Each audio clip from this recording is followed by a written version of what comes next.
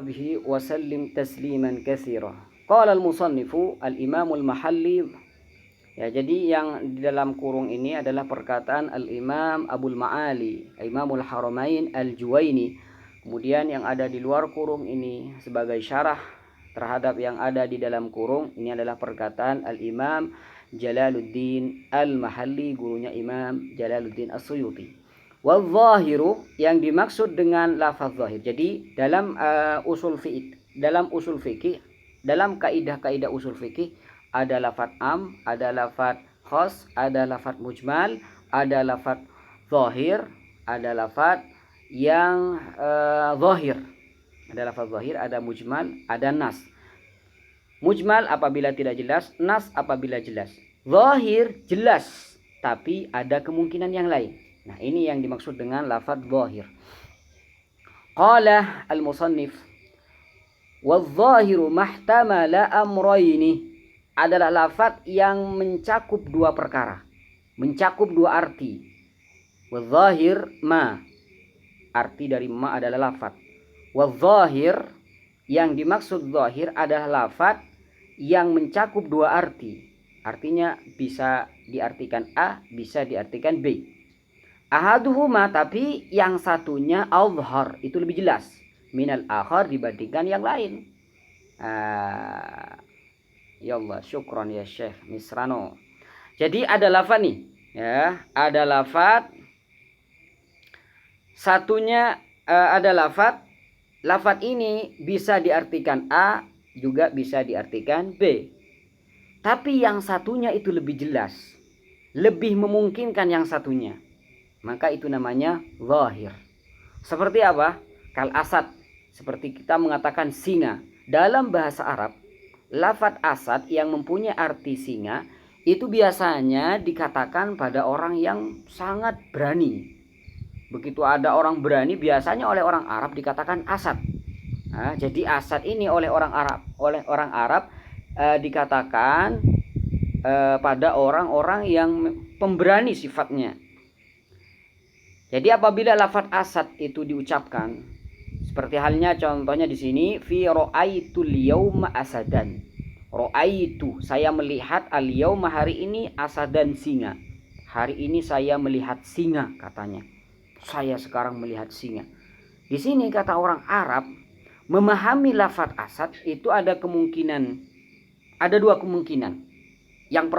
Kemungkinan yang pertama adalah singa. Kemudian kemungkinan yang kedua adalah lelaki pemberani. Jadi sama-sama mungkin antara singa dan laki-laki yang berani. Syukron. Nah, sekarang ra'aitul yauma asadan, saya melihat singa. Di sini orang Arab yang memahami lafaz asad di sini bisa paham singa dan juga bisa paham laki-laki yang berani. Nah, sekarang lafaz asad di sini mencakup dua makna. Artinya ada kemungkinan arti singa dan juga ada kemungkinan arti laki-laki pemberani. Tapi mana yang lebih unggul? Ahaduhuma azhar, mana yang ahaduhuma lebih jelas? Singa atau laki-laki? Karena di sini tidak ada indikasi sama sekali, tidak ada qarinah yang menjelaskan bahwasanya asad ini laki-laki. Sehingga kita larikan pada makna dasarnya yang berupa singa. Maka di sini kita larikan arti asad di sini pada arti singa. Jadi lafaz asad di sini bisa diartikan dua, bisa diartikan laki-laki dan juga bisa diartikan singa. Tapi asad dalam lafaz ra'aitul yauma asadan ini lebih unggul kalau kita kasih arti singa. Kenapa? Karena itu makna dasar. Dan tidak ada mencegah. Ya, tidak ada yang mencegah untuk mengartikan singa di sini. Maka kita larikan pada makna singa. Nah, lafaz seperti ini dalam kaidah fikih, dalam kaidah usul fikih dimaksud dengan lafaz zahirun, ya, dimaksud dengan lafaz zahir. Beda halnya dengan misalkan kalau ada qarinah, misalkan ra'aitu asadan yusolli, saya melihat singa lagi sholat. Ya, ketika ada kata yusolli, sedang sholat. Nah, sedang sholat ini akan memalingkan lafadz asad dari arti singa ke arti yang lain yang berupa laki-laki pemberani. Kenapa? Karena tidak kita temukan seekor singa lagi sholat. Maka kita terpaksa di sini kita harus larikan pada makna yang jauh. Kemungkinan yang jauh yaitu laki-laki. Karena apa? Karena tidak mungkin di sini kita terapkan makna yang asli.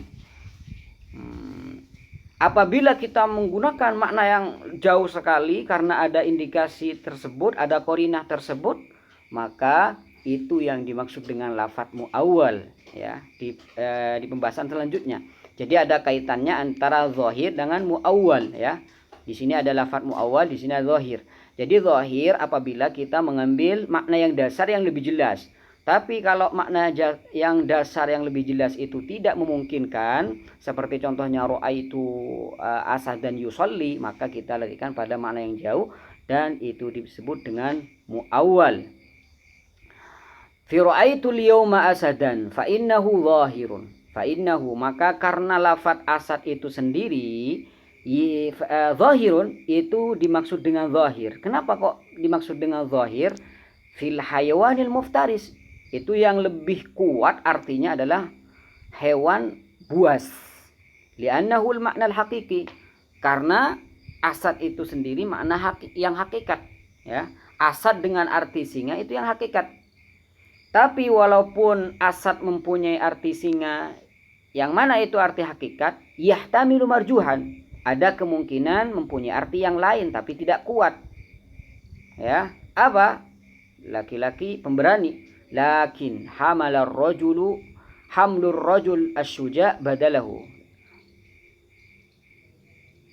Mungkin tidak usah nih lakin ya. Yang punya naskah lakin hamlur rajul syuja' badalahu. Yang lebih pas adalah kayaknya tidak ada lakin di sini. Kalau yang punya naskah tidak ada lakin itu lebih bagus kayaknya. Yahtamilu marjuhan wa huwa hamlur rajul syuja' badalahu, di mana makna yang marju adalah mengartikan asad dengan arti rajul syuja', laki-laki yang berani, sebagai ganti dari asad dengan arti singa.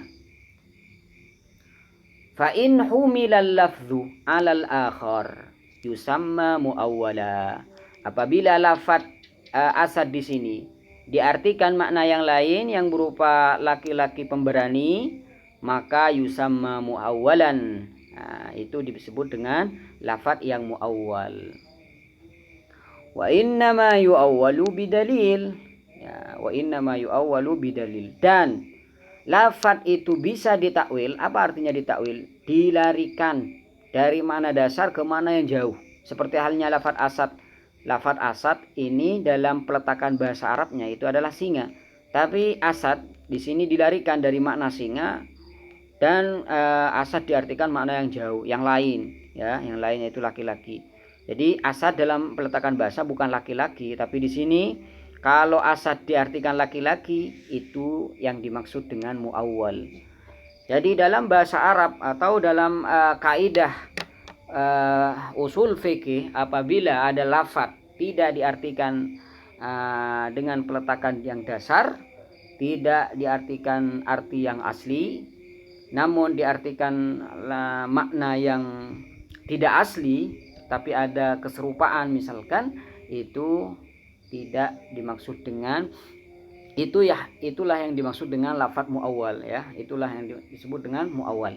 Jadi istilah gampangnya di sini ada lafadz zahir, ada lafadz muawwal. Lafadz zahir apabila mempunyai dua arti, ada kemungkinan dua arti, tapi yang satunya lebih jelas ya. Makna yang hakiki, makna yang dasar itu lebih jelas. Apabila ada makna yang lain, tapi makna yang lain yang tidak dasar itu lebih unggul. Kenapa? Karena tidak mungkin diartikan yang asli, seperti halnya ra'aitu asadan yusolli, saya melihat singa lagi sholat.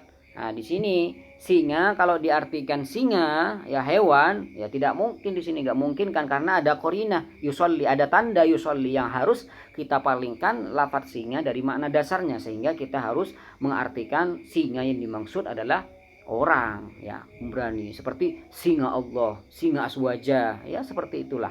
Jadi singa aswaja, ketika kita mengatakan beliau adalah singa aswaja, beliau adalah singa Allah, apakah mungkin di sini diartikan singa hewan? Tidak. Tentunya di sini kalau kita mengatakan singa aswaja, artinya itu orang, orang yang hebat dalam akidahnya dan mempunyai keberanian dalam hal tersebut. Nah, baru dikatakan singa Allah atau singa aswaja. Ya seperti itulah. Jadi seperti singa aswaja kalau diartikan orang berarti namanya muawwal. Apa artinya muawwal? Singa itu tidak diartikan hewan tapi diartikan orang. Padahal singa pada peletakan dasar itu bukan orang, ya hewan. Nah, kenapa diartikan orang? Karena makna dasarnya atau makna singanya sudah tidak memungkinkan lagi. Maka yuawwal. Apa artinya yuawwal? Yuawwal apa artinya yuawwal? Artinya dilarikan dari makna dasar dan dilemparkan ke makna yang lain. Tentunya itu semua bidalil, dengan dalil. Jadi tidak serta-merta langsung mentakwil begitu saja tanpa ada dalil. Oleh karenanya Imam Ghazali mengarang kitab namanya Qanunut Ta'wil, di mana di dalamnya disebutkan dalam mentakwil sesuatu itu harus ada konun, ada aturannya, bukan gampang-gampang langsung mentakwil ya, seperti yang dilakukan orang-orang ahli sesat sekarang.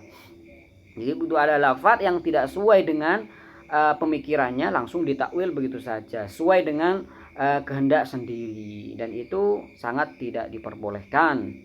Jadi orang yang mempunyai keilmuan maka tentunya akan mengetahui akan hal tersebut, lebih-lebih orang yang berkecimpung dalam alfaz, dalam lafaz-lafaz tentunya hadis ataupun Al-Qur'anul Karim.